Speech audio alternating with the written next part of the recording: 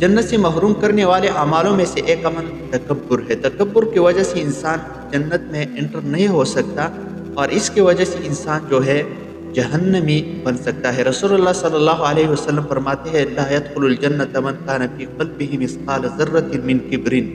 جس شخص کے دل میں ذرے کے مقدار کے برابر تکبر ہو، انسان اللہ رب العالمین جنت میں انٹر نہیں کرے گا۔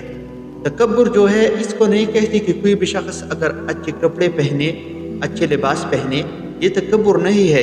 رسول اللہ صلی اللہ علیہ وسلم فرماتے ہیں یہ تکبر میں نہیں آتا۔ تکبر جو ہے انسان کے دل میں ہوتا ہے، اور بعض اوقات انسان عاجزی میں تکبر کرتا ہے۔